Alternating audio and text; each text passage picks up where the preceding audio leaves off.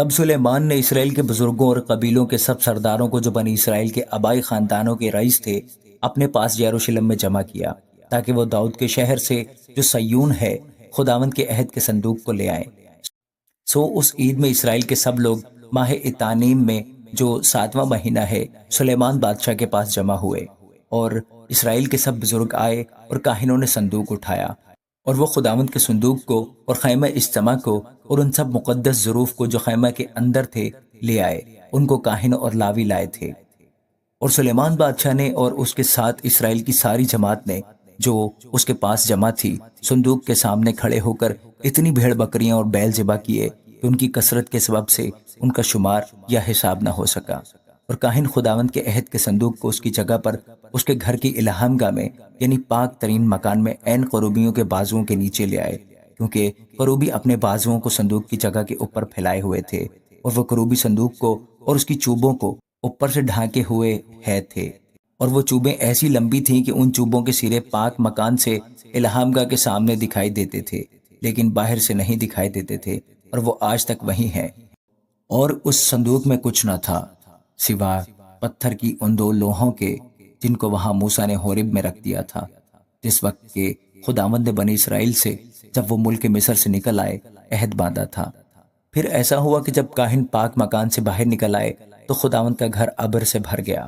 سو کاہن اس ابر کے سبب سے خدمت کے لیے کھڑے نہ ہو سکے، اس لیے کہ خداوند کا گھر اس کے جلال سے بھر گیا تھا۔ تب سلیمان نے کہا کہ خداوند نے فرمایا تھا کہ وہ گہری تاریکی میں رہے گا، میں نے فی الحقیقت ایک گھر تیرے رہنے کے لیے بلکہ تیری دائمی سکونت کے واسطے ایک جگہ بنائی ہے۔ اور بادشاہ نے اپنا منہ پھیرا اور اسرائیل کی ساری جماعت کو برکت دی، اور اسرائیل کی ساری جماعت کھڑی رہی، اور اس نے کہا کہ خداوند اسرائیل کا خدا مبارک ہو، جس نے اپنے منہ سے میرے باپ داؤد سے کلام کیا اور اسے اپنے ہاتھ سے یہ کہہ کر پورا کیا کہ جس دن سے میں اپنی قوم اسرائیل کو مصر سے نکال لایا، میں نے اسرائیل کے سب قبیلوں میں سے بھی کسی شہر کو نہیں چنا کہ ایک گھر بنایا جائے تاکہ میرا نام وہاں ہو۔ میں نے داؤد کو چن لیا کہ وہ میری قوم اسرائیل کا حاکم ہو، اور میرے باپ داؤد کے دل میں تھا کہ خداوند اسرائیل کے خدا کے نام کے لیے ایک گھر بنائے، لیکن خداوند نے میرے باپ داؤد سے کہا چونکہ میرے نام کے لیے ایک گھر بنانے کا خیال تیرے دل میں تھا، سو تو نے اچھا کیا کہ اپنے دل میں ایسا ٹھانا، تو بھی تو اس گھر کو نہ بنانا، بلکہ تیرا بیٹا جو تیرے صلب سے نکلے گا وہ میرے نام کے لیے گھر بنائے گا۔ اور خداوند نے اپنی بات جو اس نے کہی تھی قائم کی ہے، کیونکہ میں اپنے باپ داؤد کی جگہ اٹھا ہوں، اور جیسا خداوند نے وعدہ کیا میں اسرائیل کے تخت پر بیٹھا ہوں، اور میں نے خداوند اسرائیل کے خدا کے نام کے لیے اس گھر کو بنایا ہے، اور میں نے وہاں ایک جگہ اس صندوق کے لیے مقرر کر دی ہے جس میں خداوند کا وہ عہد ہے جو اس نے ہمارے باپ دادا سے جب وہ ان کو ملک مصر سے نکال لایا باندھا تھا۔ اور سلیمان نے اسرائیل کی ساری جماعت کے روبرو خداوند کے مذبح کے آگے کھڑے ہو کر اپنے ہاتھ آسمان کی طرف پھیلائے اور کہا،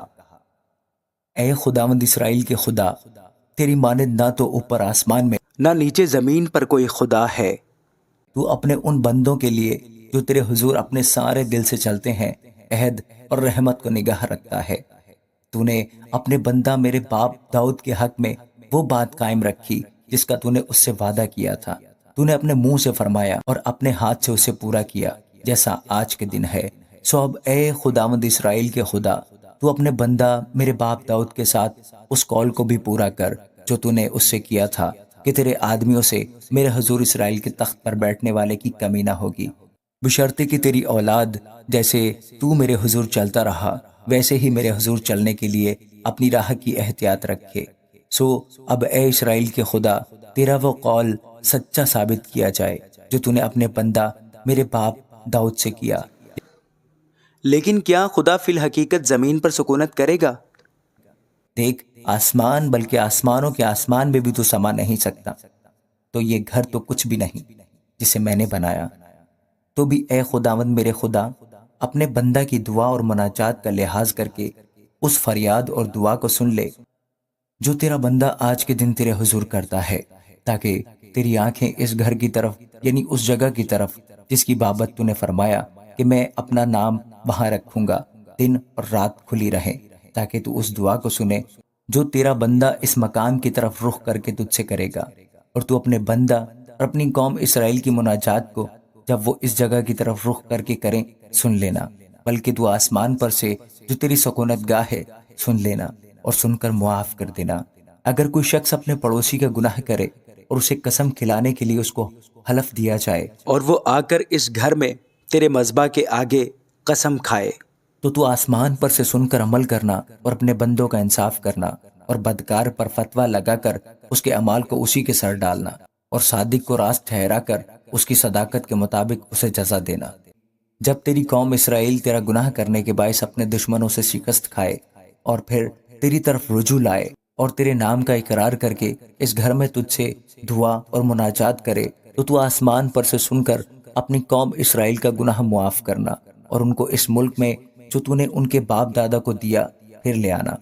جب اس سبب سے کہ انہوں نے تیرا گناہ کیا ہو آسمان بند ہو جائے اور بارش نہ ہو اور وہ اس مقام کی طرف رخ کر کے دعا کریں اور تیرے نام کا اقرار کریں اور اپنے گناہ سے باز آئیں، جب تو ان کو دکھ دے تو آسمان پر سے سن کر اپنے بندوں اور اپنی قوم اسرائیل کا گناہ معاف کر دینا، کیونکہ تو ان کو اس اچھی راہ کی تعلیم دیتا ہے جس پر ان کو چلنا فرض ہے، اور اپنے ملک پر جسے تو نے اپنی قوم کو میراث کے لیے دیا ہے میں برسانا۔ اگر ملک میں کال ہو، اگر وبا ہو، اگر باد سموم یا گروئی یا ٹڈی یا کملا ہو، اگر ان کے دشمن ان کے شہروں کے ملک میں ان کو گھیر لیں، غرض کیسی ہی بلا، کیسا ہی روگ ہو، تو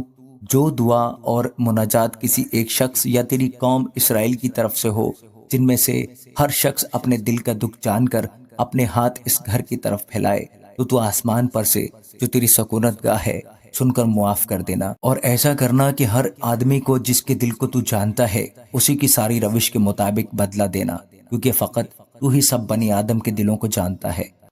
تاکہ جتنی مدت تک وہ اس ملک میں جسے تو نے ہمارے باپ دادا کو دیا جیتے رہیں تیرا خوف مانے۔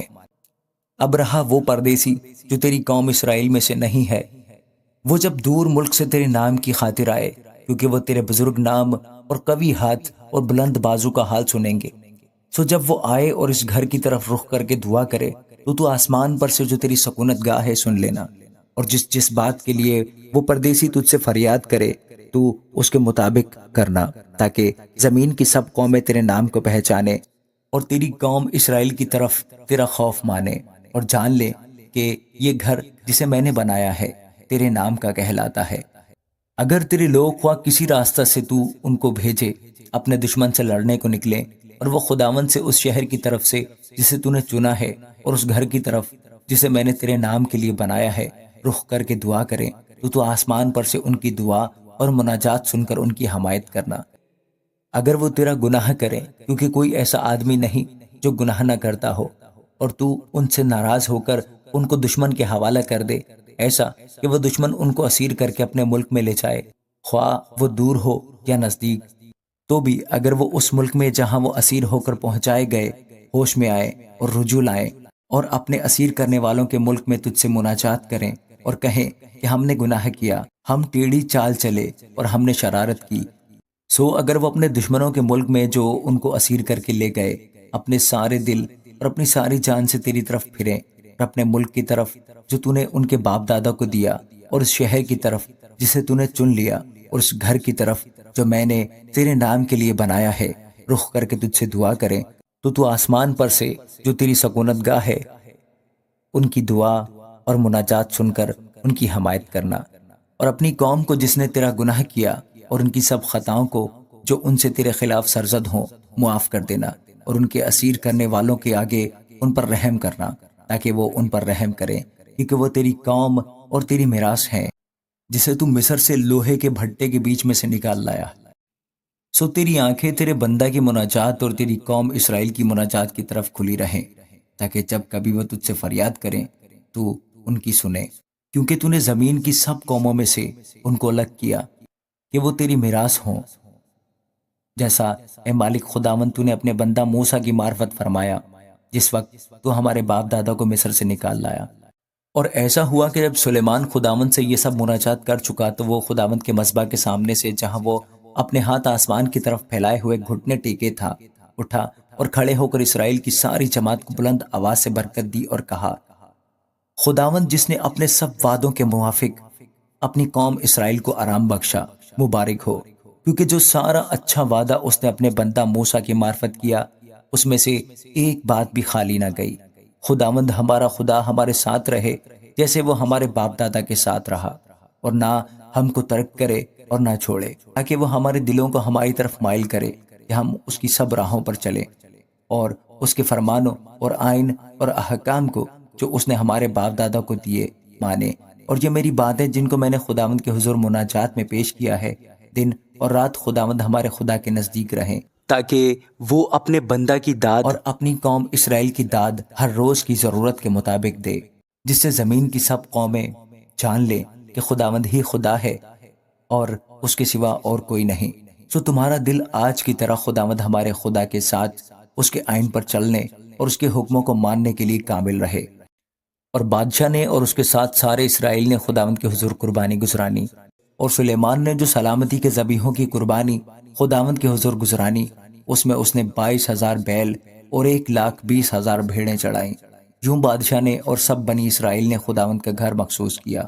اسی دن بادشاہ نے صحن کے درمیانی حصہ کو جو خداوند کے گھر کے سامنے تھا مقدس کیا، کیونکہ اس نے وہیں سوختنی قربانی اور نظر کی قربانی اور سلامتی کے ذبیحوں کی چربی گزرانی، اس لیے کہ پیتل کا مذبح جو خداوند کے سامنے تھا اتنا چھوٹا تھا کہ اس پر سوختنی قربانی اور نظر کی قربانی اور سلامتی کے ذبیحوں کی چربی کے لیے گنجائش نہ تھی۔ سو سلیمان نے اور اس کے ساتھ سارے اسرائیل یعنی ایک بڑی جماعت نے جو حمات کے مدخل سے لے کر مصر کی نہر تک کی حدود سے آئی تھی خداوند ہمارے خدا کے حضور 7 روز اور پھر 7 روز اور یعنی 14 روز عید منائی، اور 8ویں روز اس نے ان لوگوں کو رخصت کر دیا۔ سو انہوں نے بادشاہ کو مبارکباد دی اور اس ساری نیکی کے باعث جو خداوند نے اپنے بندہ داؤد اور اپنی قوم اسرائیل سے کی تھی، اپنے ڈیروں کو دل میں خوش اور مسرور ہو کر لوٹ گئے۔ آمین۔